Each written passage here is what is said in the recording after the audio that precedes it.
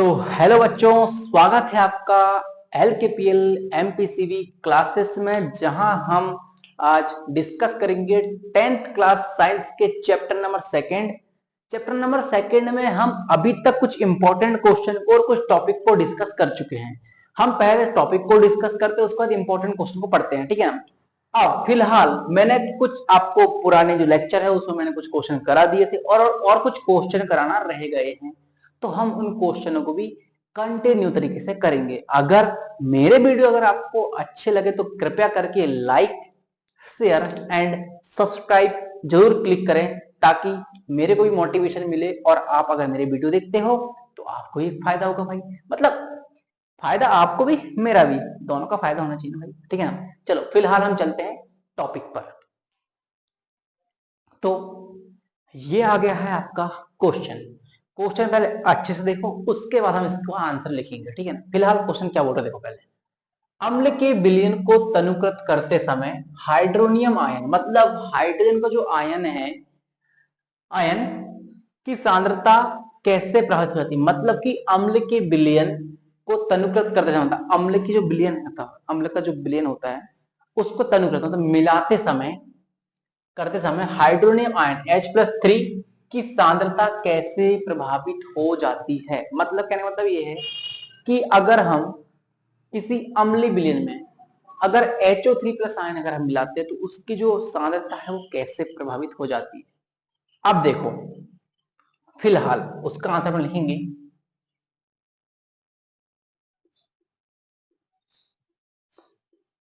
क्या बोलेंगे उसका आंसर भैया? अम्ल की विलयन को तनुकृत कर, मतलब कि अम्ल की विलयन को जब अम्ल के विलयन अम्ल के विलयन को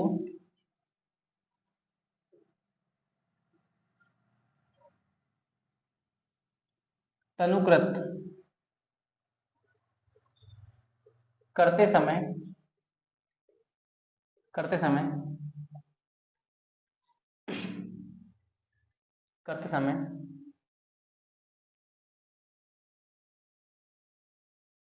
हाइड्रोजन हाइड्रोजन हाइड्रोजन आयन की मात्रा, हाइड्रोजन आयन की मात्रा, आयन की मात्रा आयन की मात्रा में वृद्धि होती है, मात्रा में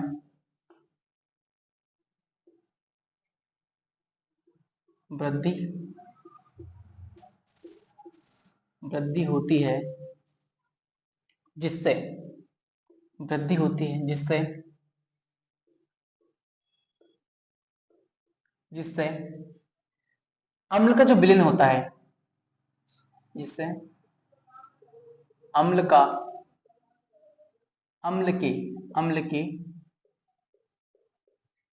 विलयन में हाइड्रोजन आयन की संख्या बढ़ जाती है। हाइड्रोजन आयन की सांद्रता हाइड्रोजन आयन की सांद्रता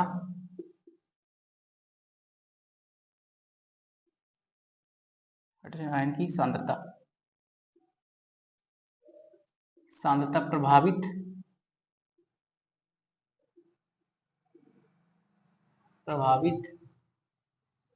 हो जाती है, ठीक है ना। ये आपका आंसर कैसे भैया? अम्ल का विलयन है, तनुकृत करते हैं, ठीक, तनुकृत करते समय हाइड्रोजन आयन H+3 की सांद्रता को कैसे प्रभावित होती है भैया? उसमें H+ आयन आके और मिल गया ना। मतलब देखो कहने का मतलब ये है कि भाई आपने क्या किया कि यहाँ पे लिए अपने शक्कर, एक मतलब आप चाय बना रहे हैं मान लो, ठीक है ना, आप क्या बना रहे हैं? चाय बना रहे हैं। ओके, ये पतीला बना है, पतीला भी ऐसा बना है, पता नहीं इसमें चाय छोड़ेगी नहीं छोड़ेगी, ठीक है ना। फिलहाल हमने चाय बनाया, ठीक है ना। अब इसको अपन चाय बना रहे हैं, पहले अपन ने पानी डाला, अब हमने पानी डाल दिया, पानी डाला उसमें शक्कर डाल दिया और चाय पत्ती जो भी डालते हैं, ठीक है ना। शक्कर डाल दी अपन ने, शक्कर फिर चाय पत्ती, चाय पत्ती, ये सब डाला अपन ने, ठीक है ना। जब शुरुआत में अपन डाला तो इसमें मान लो 1 लीटर पानी, पानी अपने पास एकदम न्यूनतम पानी था उस टाइम में, ठीक है ना। लेकिन क्या कि जैसे हमने और शक्कर की मात्रा बढ़ाई, इसकी सांद्रता और बढ़ती गई। जैसे हमने और शक्कर बढ़ाई तो इसकी सांद्रता और बढ़ती गई। मतलब ये है कि इसमें जल का जो विलयन था, जल में था, उसमें हाइड्रोजन ऑलरेडी थी, लेकिन हमने क्या किया, उसमें अम्ल के जो आयन है उसको और मिल गए, उसमें घुल गए, तो उसमें H प्लस आयन क्या होगी, वृद्धि हुई, मतलब सांद्रता में क्या होगी, वृद्धि हुई। इससे क्या होगा, उसकी सांद्रता भी प्रभावित हो गई। सिंपल सी बात ये है, ठीक है ना। चलो फिलहाल आप क्या करो, स्क्रीनशॉट लो।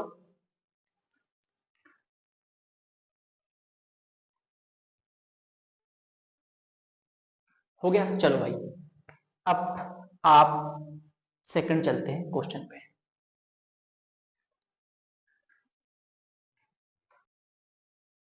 ये हाथ धर के बैठने से क्या भला कुछ होता है। चलो भाई ये आ गया आपका सेकंड क्वेश्चन, ठीक है ना। तो सेकंड क्वेश्चन जब आया है तो आप देख लो पहले क्वेश्चन, पहले ध्यान से पढ़ना है। क्वेश्चन ध्यान से कैसे पढ़ना भैया, क्या बोल रहा है कि जब सोडियम हाइड्रोक्साइड विलयन में अधिक क्षारक और क्षारक आके मिल गए, मतलब कि भैया पहले सोडियम हाइड्रोक्साइड ऑलरेडी क्षार है, उसमें आके और क्षारक मिलते हैं, तो हाइड्रोक्साइड आयन मतलब OH आयन की सांद्रता कैसे प्रभावित होगी। आप देखो, कहने का मतलब ये है कि एक आदमी जल रहा है आपसे, उसको जलने दो, मेहनत करो, मेहनत करते जाओ, इतना जलेगा कि आग बबूला होकर तुमको मारने आ जाएगा। ये रही तो मजाक की बात। फिलहाल हम चलते कहां पर क्वेश्चन पे, कि जब सोडियम हाइड्रोक्साइड आयन विलयन में अधिक मात्रा में घुलते, ठीक है ना, इसका आंसर पहले लिख दो मैं।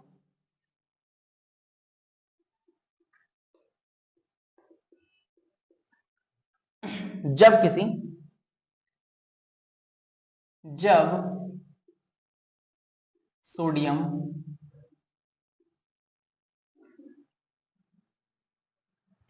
जब सोडियम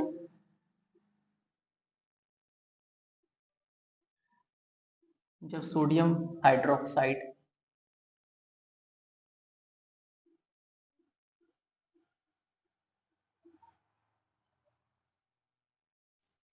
जब सोडियम हाइड्रोक्साइड विलयन में अधिक अधिक क्षारक मिलाते हैं, मिलते हैं मिलते हैं, तो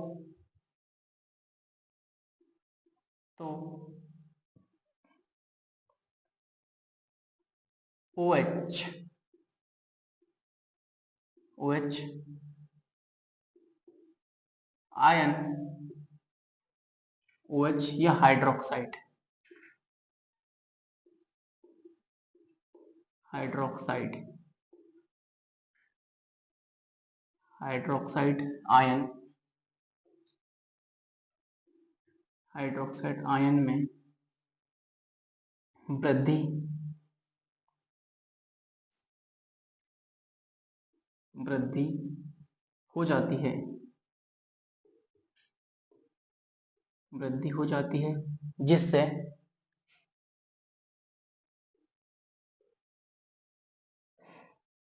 जिससे उसकी जिससे उसके आयतन आयतन बढ़ जाता है, आयतन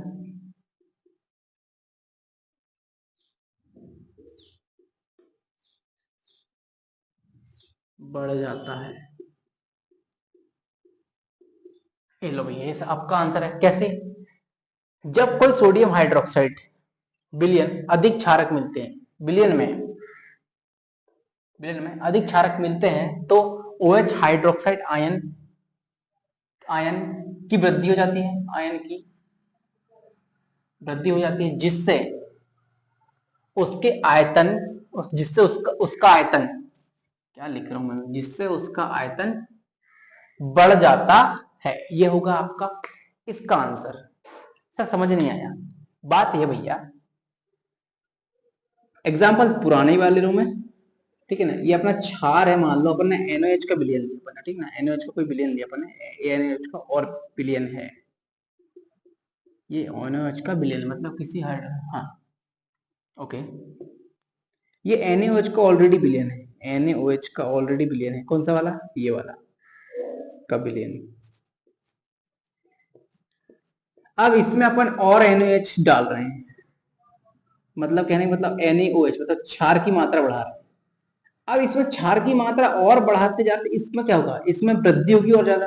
अब वृद्धि होगी तो इसका मतलब ये है कि पहले भाई मान लो 5 लीटर की टंकी में भर रहे थे, उसको मान लो अब 10 लीटर की टंकी में भरना पड़ेगा, ये बड़ा टैंक का भरना पड़ेगा, ऐसा है। तो मतलब क्या है कि उसकी मात्रा क्या होगी, आयतन में वृद्धि होगी। आयतन तो देखो अभी फिलहाल इसका आयतन इतना था, अब आयतन में और वृद्धि हो गई, ठीक है ना। चलो भाई आगे बढ़ते हैं अपना, स्क्रीनशॉट ले लो पहले, अभी काम करो,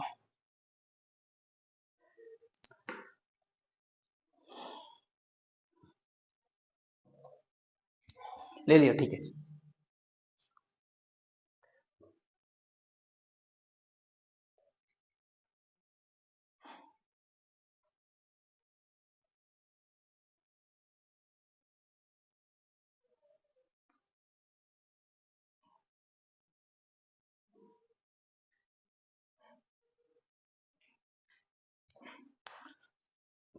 चलो अभी तक हमने कुछ क्वेश्चन को खत्म किए, और ये क्वेश्चन को खत्म करना नहीं कहते बेटा, क्वेश्चन खत्म कब होगा, जब आपके माइंड में बैठ जाएंगे परफेक्ट।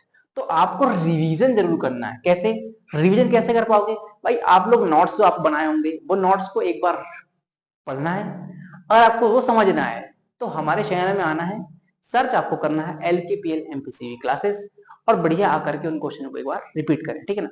और ये तिमाही के लिए इंपॉर्टेंट क्वेश्चन चल रहे हैं अभी, तो तिमाही के लिए इंपॉर्टेंट क्वेश्चन तो है, साथ साथ में कुछ क्वेश्चन जो है वो वार्षिक पेपर में आते हैं, मतलब कि जो लास्ट एग्जाम होता है उस लास्ट एग्जाम के लिए इंपॉर्टेंट होते हैं, ठीक है ना। फिलहाल हम चल रहे हैं अगले नेक्स्ट टॉपिक पर। नेक्स्ट टॉपिक आपके पास आ गया ये, अच्छा आपने अभी तक अम्लीयता क्षारीयता को जान चुके हैं, H+ आयन OH- आयन से आप जानते भैया ये अम्ल क्षार है।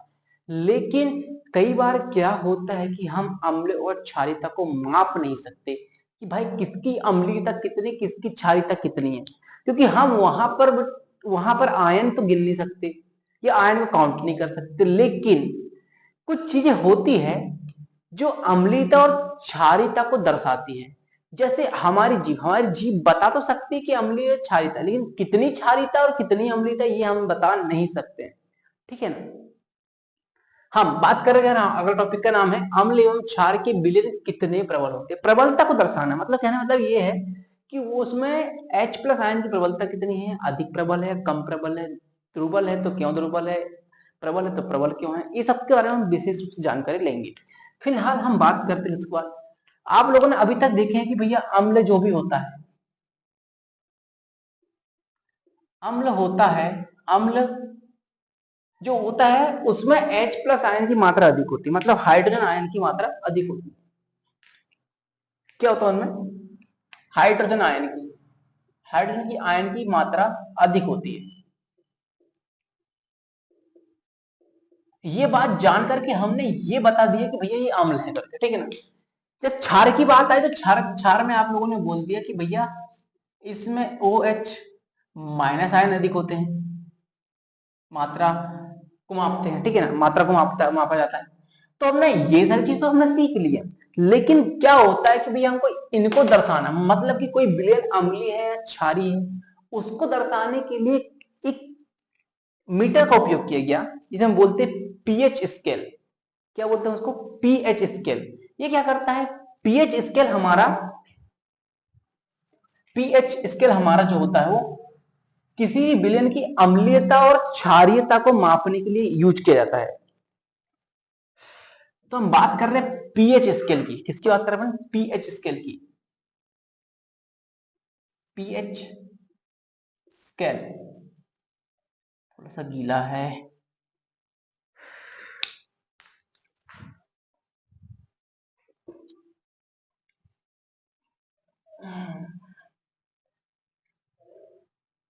ठीक है, चलो बात करते हैं पीएच स्केल की। पीएच स्केल ये क्या काम करता है? पीएच स्केल हमारा जो होता है वो किसी भी विलयन में हाइड्रोजन आयन को मापता है, ठीक है ना।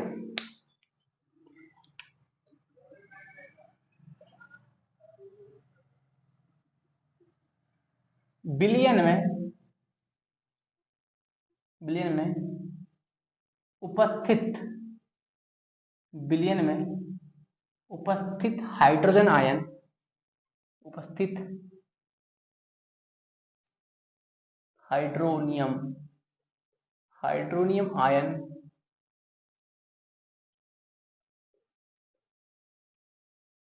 आयन की सांद्रता, हाइड्रोनियम आयन की सांद्रता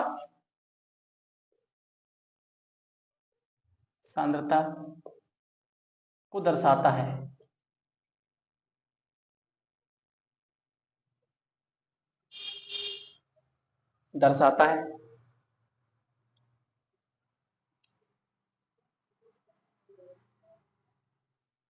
जिससे विलयन की अम्लीयता,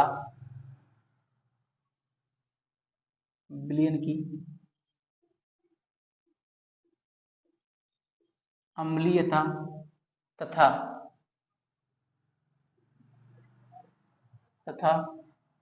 क्षारीयता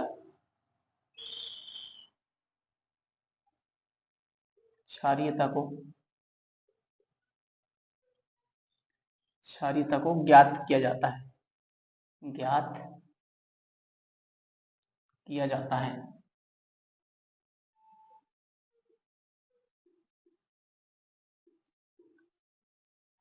ठीक है ना।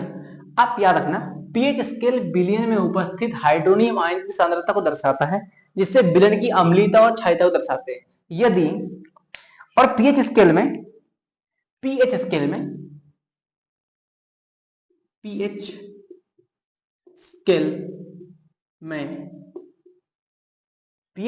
में हमको 1 से 14 तक के 1 से 14 तक मान होते हैं। यह होते हैं, ठीक है ना। कहां से कहां तक? पीएच स्केल में 1 से 14 तक मान होते हैं। यदि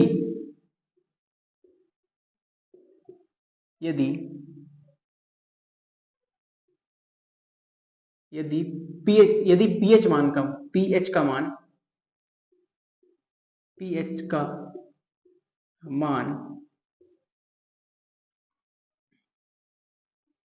पीएच का मान 7 से कम होता है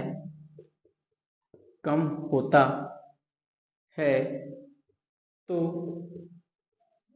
वह अम्लीय होते हैं, तो वह अम्लीय होते हैं, ठीक है ना। दूसरा नोट, पीएच स्केल में यदि पीएच स्केल का मान 7 से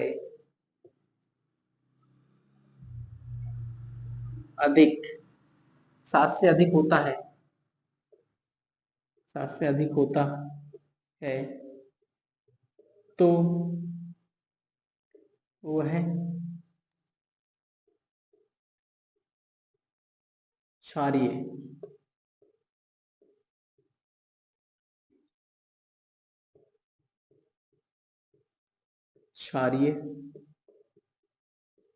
होते हैं, ठीक है ना। अगर उसका पीएच मान अगर 7 से कम है तो अलग होता है, और 7 से अधिक है तो अलग होता है उसका मान, ठीक है ना। अगर 7 से कम है तो कैसा होगा, अम्लीय होगा। कैसा होगा भैया, वो अम्लीय होगा, अम्लीय होगा। अगर 7 से अधिक है तो वो कैसा होगा, क्षारीय होगा, ठीक है ना। अब एक बात और, सर अम्लीय और क्षारीय ठीक ठाक है, लेकिन ये 7 नंबर आपको जो बता रहे हैं आप, 7 नंबर, ठीक है ना, ये 7 नंबर का कॉन्सेप्ट क्या है, ठीक है ना, तो आपको जरूर कि जिस बिलियन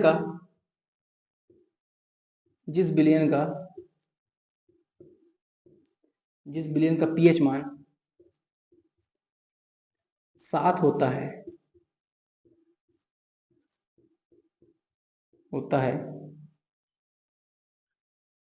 7 होता है, वह बिलियन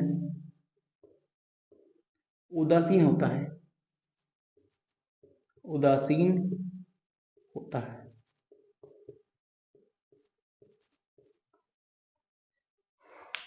ठीक है ना। तो सर ये अम्लीय और क्षारीयता को मापने के लिए जो स्केल होता है वो किस प्रकार का होता है। अम्लीय और क्षारीयता को मापने के लिए क्या होता है कि उनके अलग अलग रंग निकलते हैं। क्या निकलते हैं, अलग अलग रंग बताया भैया, जिसकी अम्लीय जिसकी क्षारीयता अधिक है उसका रंग अलग है, जिसकी अम्लीयता अलग उसके रंग अलग है, ठीक है ना। जिसकी अम्लीयता अधिक होती है उसका रंग रेड ग्रीन, मतलब डार्क ग्रीन से स्टार्ट होता है और धीरे धीरे येलो तक जाता है, ठीक है ना। अगर आपको स्केल देखा आपने नहीं होगा तो आपकी स्क्रीन पे यहां पर एक स्केल आता होगा, देख लिए। आपको उस साइड जो आप देख रहे हो उस साइड आपका क्या है, अम्लीय माध्यम है, ठीक है ना। और जहां आप 7 नंबर देख रहे हैं, 7 नंबर आपका क्या है, क्षार, वो क्या बोलते हैं, उदासीन माध्यम है। और 7 के बाद आपका क्या है, पूरे पूरे आपका क्षारीय है, ठीक है ना। आप लगे तो आप स्क्रीनशॉट ले लो, स्क्रीनशॉट ले लिए, अच्छी बात है। सर हमको अभी याद नहीं होता है, हमसे कुछ नहीं हो रहा, घर वाले हमको नहीं समझ रहे, ऐसे कोई प्रॉब्लम आती है जीवन में, आती है, सबके जीवन में आती है ना।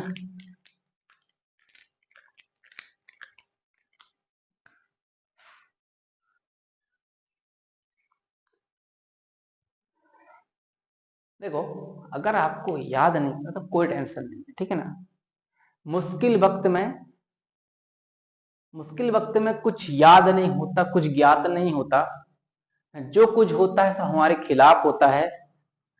वक्त गुजर जाने दो, एक वक्त आएगा, वक्त गुजर जाने दो, एक वक्त आएगा, चर्चा हमारा, पर्चा हमारा और परचम लहराएगा, ठीक है ना। चलो आगे बढ़ते हैं अपन।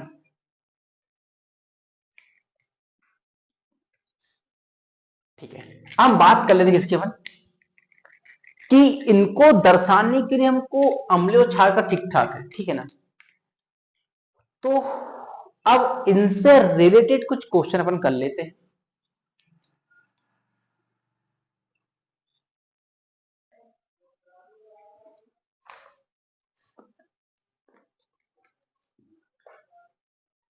चलो आगे बढ़ते हैं अपन। आगे का टॉपिक देख लो क्या है, सुनो पहले। हमने अम्ल और क्षार जान चुके कि अम्ल और क्षार होता क्या है, ठीक है ना। लेकिन अब अम्ल और क्षार जानने के साथ साथ हमको उनकी प्रबलता पर ध्यान देना है।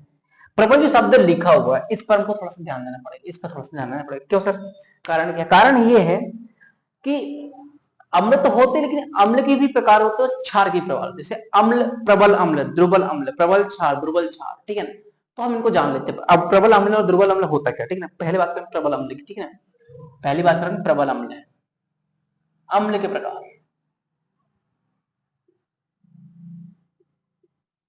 प्रबल अम्ल, ये होता क्या है प्रबल अम्ल, ठीक है ना। प्रबल अम्ल होता क्या है हम जान लेते हैं। ऐसा अम्ल, ऐसा अम्ल ऐसा अम्ल जिसमें ऐसा अम्ल जिसमें ऐसा अम्ल जिसमें H plus ion, H plus ion ion की मात्रा, H प्लस आयन की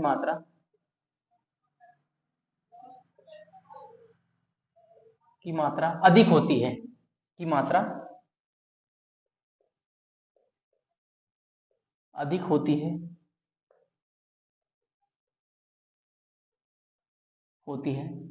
प्रबल अम्ल कहलाते हैं। ऐसा अम्ल प्रबल अम्ल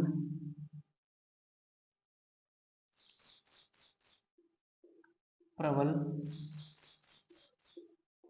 अम्ल कहलाता है। ठीक है ना, ऐसा अम्ल जिसमें H+ आयन की मात्रा अधिक होती है प्रबल अम्ल कहलाता है। अच्छा सर ठीक है, दुर्बल अम्ल क्या होता है भैया? तो बात कर लेते हैं दुर्बल अम्ल की।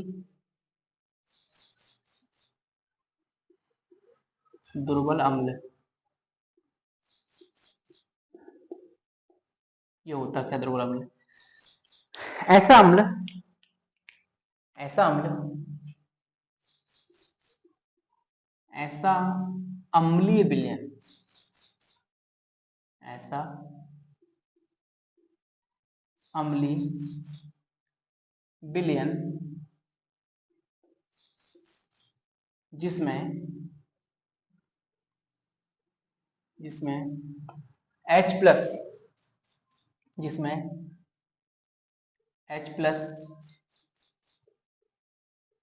आयन की मात्रा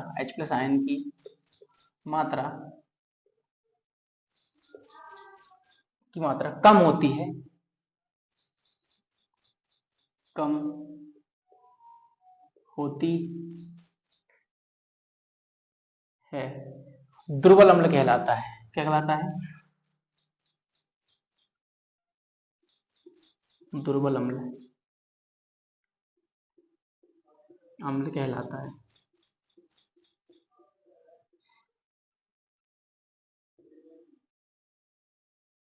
ठीक है ना, चलो भाई अब बढ़िया, यहां तक क्या करो आप आगे बढ़ रहे हैं अपन फिलहाल। आपको लगे तो आप लिख लो पीछे पीछे, ठीक है ना, अभी तो मैं डेफिनेशन को ही समझा रहा हूं आपको मैं। अब बात करें प्रबल क्षार दुर्बल क्षार, ठीक है ना, लिखूंगा मैं प्रबल क्षार दुर्बल क्षार। प्रबल क्षार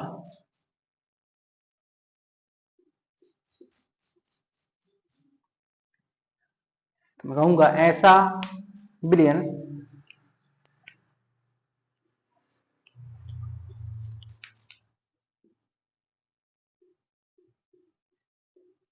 ऐसा ऐसा क्षारीय विलयन ऐसा क्षारीय विलयन जिसमें जिसमें OH- आयन की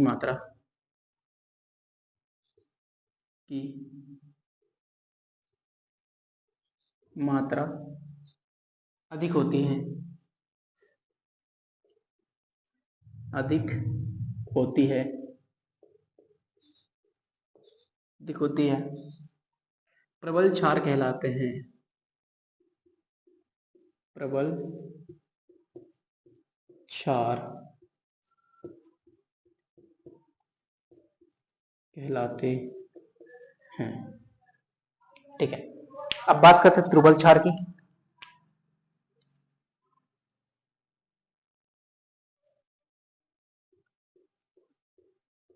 दुर्बल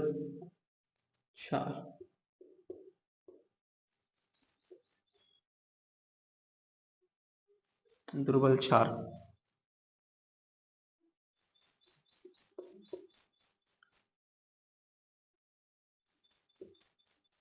ये क्या होता है? ऐसा क्षारीय विलयन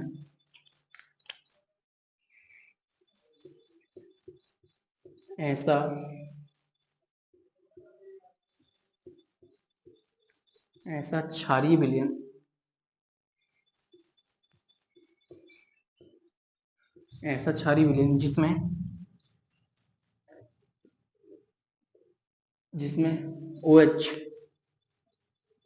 जिसमें OH माइनस आयन की मात्रा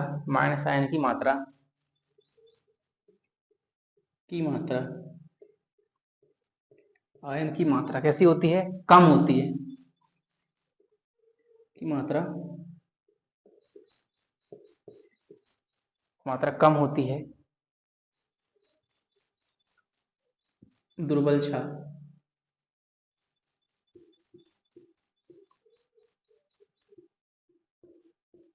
दुर्बल क्षार कहलाता है।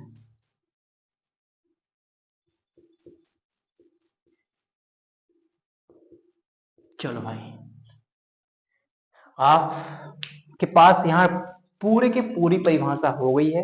प्रबल अम्ल, दुर्बल अम्ल, प्रबल क्षार, दुर्बल क्षार, हमने इस टॉपिक के बारे में पूर्ण रूप से डिस्कस कर लिया है। हम नेक्स्ट वीडियो में अच्छे तरीके से जानकारी लेंगे और अच्छे तरीके से समझेंगे इनको, ठीक है ना।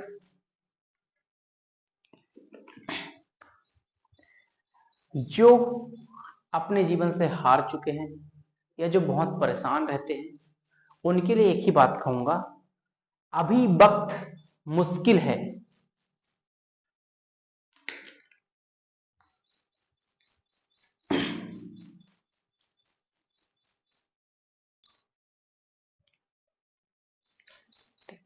जो बच्चे अभी परेशान हैं या उनके जीवन में उतार चढ़ाव आ रहे हैं, उनके लिए मैं एक ही यही लाइन कहना चाहूंगा कि